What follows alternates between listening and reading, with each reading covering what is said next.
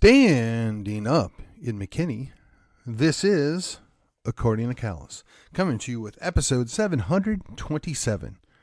A small Boeing airplane, in case you may have forgotten. It is the 3rd of March, the year of our Lord 2025. Today we're going to talk about the war at home. Before we get there, let me take a moment just to remind you the thing I need from you is to like, share, and subscribe.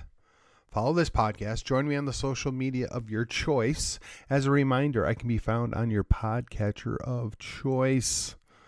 Spotify, Podbean, iTunes.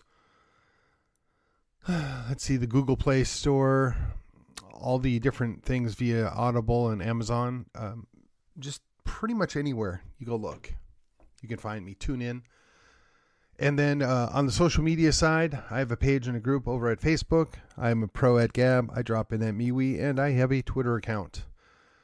Now look, I am a one-man show. I only have so much time, so a lot of what I'm going to do there is just posting and sharing my show, which is the thing I'm asking you to help me with. Beyond that, look, if you want pithy thoughts, you can come here. If you want to hear what I think about something, come on here. After all, the show is called According to Callus for the very reason that the entire show is based upon my understanding or my thoughts on a specific or several items at that time. As always, I reserve the right to be wrong or misinformed. I don't claim to be perfect, nor should you.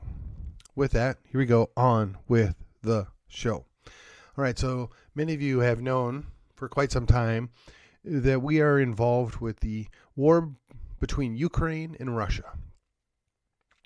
Depending who you listen to and what story you choose to believe, we started it. Or the Russians started it. Or the Ukrainians started it. Or somebody else started it. Insert your nefarious group. The fact of the matter is, at the very least, we were complicit in this turning into a shooting war. I've done several episodes in the past where I basically say this is two brothers or cousins, if you will, neither of which are good guys in a fight. Why in the world are we sticking our nose in the middle of this? That's always been my general opinion. The more information I get, the more sure that that is probably the right way to approach this, I feel. That being said, now I have yet to sit down and watch the entirety of the video of the event that occurred last week, whereupon the leader of Ukraine showed up in the White House wearing a tracksuit, or whatever it was, demanding the Trump-Vance team give him more of whatever he asked for. Now my understanding is that was supposed to be a sit-down to sign off on a minerals deal. Okay, so let's back up just a bit here. It's been reported that Zelensky met with Rubio long before that and basically agreed to a deal on minerals out of Ukraine, special sweetheart deal. The U.S. would invest, be involved, and serve as a buffer. We would have enough investment and presence that it would, let's say, encourage the Russians to steer clear. Now, whether or not you think that was the best choice, that's what my understanding is. So Marco Rubio thought he had a deal, and brought him in to present the deal and sign on it, shake on it, and have a nice day. Depending on, again, who you listen to, what you saw reported, Zelensky either met with some Democrats or some other former top-level people that steered him clear and basically advised him to tank the deal. Now, I'm not sure why, but again, they encouraged him to blow up the deal. Now, whether or not you want to say this was a good deal for Ukraine, I don't know. I suspect it was not a bad deal, which is not to say it was a good deal, just not a bad deal. Whether or not you think it's good for the United States to be still sticking around in Ukraine, involved over there, I'm not on board with that. But if that was what it took to stop the war, okay, I'd be open to that discussion, that conversation as to whether or not we need to invest and send people there to do certain things where we get an output coming our way to offset the massive amount of money we threw to them. And again, the end goal is to stop the war. Now, I think that it's fair to say, as an anti-communist, as an individualist, as a liberty Republican, it'd be a stretch to say I'm a supporter of Putin. But one of the things I always have said is I have no doubt in my mind that Putin loves his country. He loves Russia. At least from what I can observe, he claims to be an Orthodox Christian. Whether you believe any of that is kind of irrelevant. That's the story. And a lot of people over there believe it. So it's in his vested interest to not have nukes lobbed into Russia, much less, even more so, or I should say, much less have a hot nuke war going on in Ukraine, which borders Russia. And even more so, he doesn't want to have the United States getting involved more than we already are. It makes it more difficult for him to win. But if we just look at the outcome of what's been going on in the last 3 to 4 years here, Russia has bled, but Russia has won. The Nazis at their full strength couldn't beat the Russians. Now, granted, the Russians had a lot of help from us. They had assistance from Britain and France and various other entities, but the Russian people themselves did most of the fighting and most of the dying. The Eastern Front was terrible. It was a punishment to the Germans to be sent to the Eastern Front. That should tell you just how bad it was. That being said, the Russians of 2025 are not the Russians of 1945. Neither are the Germans. I think right now the Germans would sell their whole country out to the Turks if it would give them a little more passivity. Just a thought. And yes, I am exaggerating to prove a point. So we look at this from a situation where we've got a war going on. One side's already lost. It just refuses to admit that it lost. The other side's won and just hasn't taken advantage of its win by completely grinding the opposition into the dust. This is a prime time to offer a settlement, a prime time to work a deal. This is Donald Trump's specialty. But it seems to me that somebody didn't want him to get the win. Now, keep in mind, you're dealing with a guy who was best known for playing the piano with a body part. He was put into a role to be the president of a country they really had no business being in charge of, and he's done nothing but send his people to go die. He's propped up and sided with legit neo-Nazis in his country, and we all turn a blind eye to that. Now, I, for one, am not going to lose sleep over communists and Nazis killing each other, but I don't think we want to do anything beyond that. In fact, the sad thing is there are still people that support either one of those ideologies that are willing to, die and cause others to die for that. It's kind of crazy. So you're wondering, where's the transition here? Well, the transition is right here. All this crazy going on over there in Ukraine versus Russia has spilled over in the DC. And again, if you want to believe some of the things that we've heard and seen, the Democrats have chosen to go all in on Zelensky. I have to ask myself why. What is possibly to gain? Because they clearly don't care about liberty. They don't care about national sovereignty. What's exactly at play here? I'll leave you to draw your own conclusions. But I have a few suspicions, starting with a number of labs or large sums of money that may have exchanged hands. Just saying. Then when we see this going on in D.C., now look, I am not a fan of neocons. I'm not a big fan of Little Marco. But he did a job, and from what we can tell, he did a pretty good job in dealing with Zelensky and working out a deal, and then he was promptly undermined and shot down. Now, if this is all about so the Democrats can get one over on the Republicans, that's some low stuff there.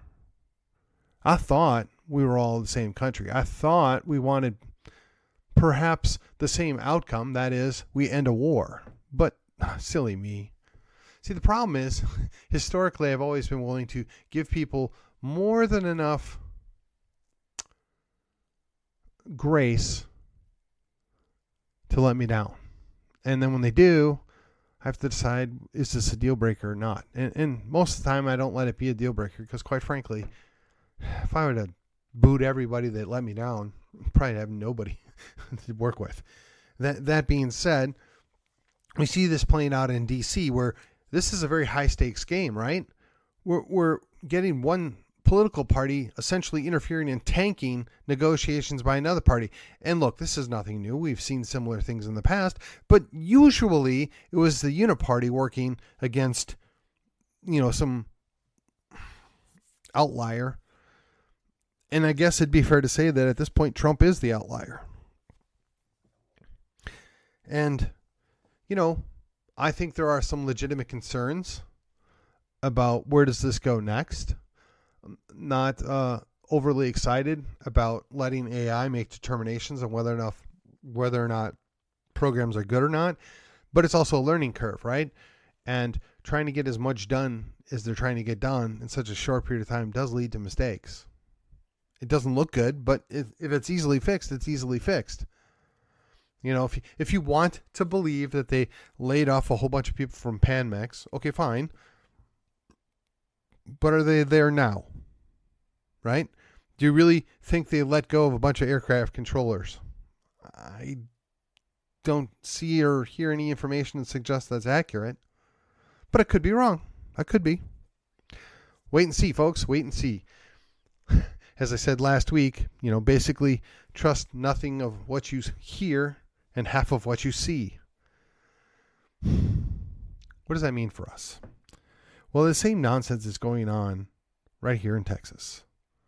In Austin, we're getting the people there. They're going to do the bare minimum to keep the grassroots Republicans happy enough to show up and vote for them in the next term. And by bare minimum, I mean bare minimum. And they're going to use the governor to cudgel everybody into doing what he wants. Again, not exactly the outcome I'm looking for, but as I've also admitted, probably in the top 5, maybe the top 3 best governors in the United States.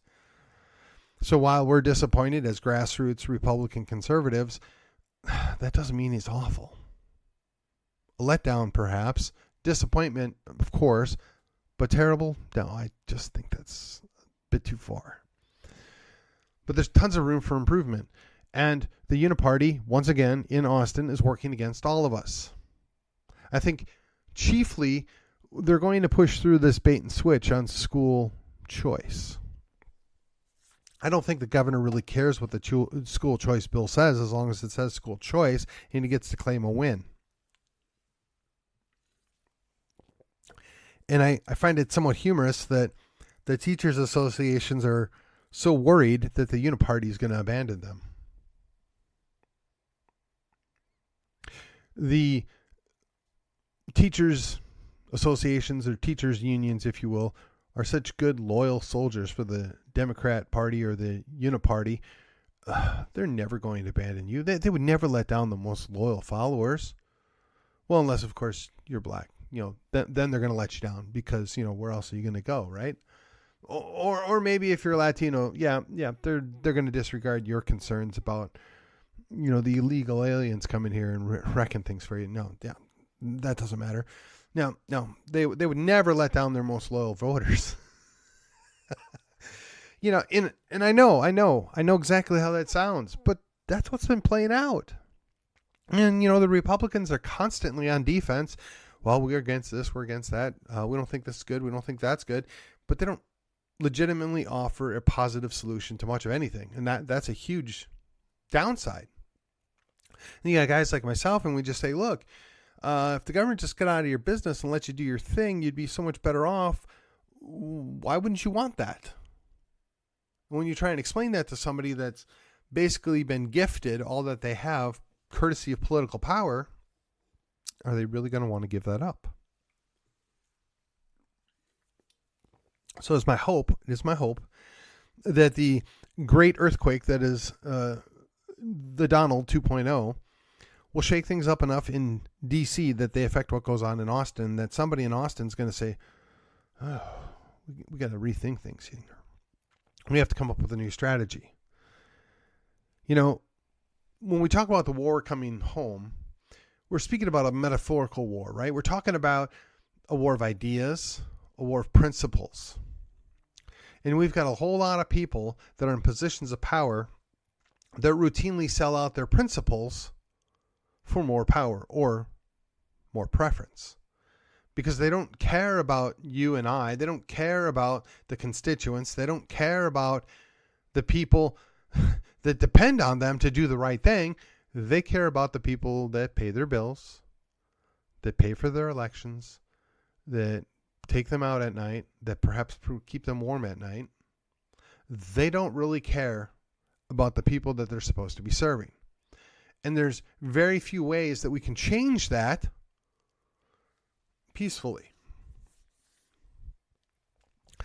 And one of the toughest things is, it's so easy to slip into hyperbole. It's so easy to get so animated and kind of lose track of what you're saying or what you're suggesting. You got to hold your tongue, because I got to tell you, the moment you cross that line, the moment you start advocating for things, boy, you're going to get that visit. I mean, I know people that all they did was run for office and they got a visit. I know people that perhaps said the wrong thing. They got a visit. People that went on an unscheduled tour, they got a visit. Some of those same people were then unlawfully detained for an extended period of time, had all their civil rights violated and abused, and there's been no consequence for the people that did that to them, but their lives are ruined. As much as we realize and appreciate what the boys in blue do and what the role of government is supposed to be, we have to also have our eyes wide open and realize that it's routinely abused. The laws, the powers are held over us, not so much as a proof of justice, but as a mechanism to keep us in line. Very few of the people that you meet that are on the beat, if you will, or in the car on patrol are your enemy or your problem. And really, you should be grateful that there are still people out there that are willing to potentially sacrifice themselves to do such a job. But you got to wonder, the people that are pulling the strings, that are holding the purse, the people that issue the commands, are they really Americans? Are they, when I say American, I mean legit Americans, not paper Americans, not magic dirt Americans, not even heritage Americans, but are they Americans? Do they really care about the people? Are they really concerned about justice? Are they really concerned about doing the right thing? And the problem is, when the war came home, it got in power. It turned against the very people that trusted it with that authority. And here we are. So whether you want to say this is a deep state problem, whether you want to say it's a problem with the Uniparty in Austin, whether you want to say it's the good old boys network, that's all well and good. But if you get lost in the us versus them dichotomy, I think you're missing the bigger picture here. The fact of the matter is, and perhaps this is wishful thinking, perhaps, but I believe there are a lot of good, solid American citizens that happen to vote for D's. A large number of these people, that's just because it's what their family's always done. Or it's because they believe that, well, we need to look out for our fellow man. Or we think that something else is, necessary, appropriate, whatever the situation may be. They think they're making the right case or the right choice to do that. And if you think that's unique to the Democrat Party, I will suggest to you that the Republican Party largely wins in a good number of states solely based on the fact that you put an R after somebody's name. In my mind, that's equally depressing and distressing, because in a truly quote-unquote red state, you have basically soft socialists, right? Or what some would even call plain old moderates running, pretending they're good Republicans, pretending they're solid conservatives in the primaries, and then they win, and then they promptly sell us out, and there's really no way to dislodge them because they put an R after their name, and you can't dissuade anybody that they are not a Republican, and they win the election. And over time, more and more of them get across the finish line, and then you end up in a place like Texas, where it takes 16 to 30 of those people to align with the Democrats, and they create their own ruling party. To a degree, I fully expect there's always going to be a quote-unquote left-wing Republican. There's always going to be progressive Republicans because, after all, the Republican Party was and is a progressive party. We're just not a communist party. We're just not a full-on leftist socialist party like the Democrats. We like to slow roll our socialism here in the Republican Party. I know that's sad, and nobody wants to admit it, but it's the truth. Historically, that's the way things have gone. All we do is slow walk. We defend the very things we fought vehemently against 20 years ago. That is the role of the Republican Party. We are, if you will, in many cases, the loyal opposition. We oppose it until it becomes law, and once it becomes law, we become loyal to that law, notwithstanding whether or not it was ever the right thing in the first place. So when you want to get frustrated, when you want to look at something to change, it's accepting the world that we live in and work against it from the inside. Understand what you're dealing with. Make the deals that you have to make in order to progress in your own principles, in order to make your own small difference, but never sell your soul, never sell out your fellow man, and always remember what your end goals are. So as the war is at home, you have to find your allies. You have to understand what, a co-belligerent is. There's somebody fighting the same person you are, but for entirely different reasons. In many cases, there are people that would probably self-describe as socialists that are fighting the same people that we're fighting, but their outcome is going to be far worse than what we could ever imagine. So be careful, folks. We need to be very careful not to paint everybody an enemy because they disagree with us just a little bit. Remember, the war is at home. Pick your allies. Know your co-belligerents. Know who the enemy is so that you can be prepared to take action when the time is right. So it's not as easy and clear-cut as it is over in Ukraine, where you've got Nazis fighting the remnants of the Communist Party. I mean, let's be honest, it's what it is. I mean, whether or not you think Putin's reformed or not, he was a former leader of the KGB. Most of the people underneath him kind of miss the old days to a degree. I find it humorous. I was listening to somebody remark on the idea that Putin once said, you have to be heartless to miss the old Soviet Union. But the second part of that statement was, and you would have to be clueless to want it back. Paraphrasing. So he wasn't necessarily saying that he wanted to reconstitute the Soviet Union, but he did recognize where they had come from, and there was a certain level of greatness in their minds behind that. Likewise, when we talk about Texas, there was a certain amount of greatness behind that. It was Texas Independence Day this past weekend. We should celebrate Texas Independence Day. But what we should do, in my opinion, is be looking forward to and working towards another Independence Day. You see, well, perhaps Texas will never, ever be a fully independent republic again. It won't be my decision, but that may never happen. But if we work towards a culture of independence, if we work towards de facto independence, if we work for putting Texas first. Now, these are things that even the Uniparty, at least some of them, ought to be able to support. These are things that even some of the Democrats would support. The Republican, grassroots should be all over this. Put Texas first.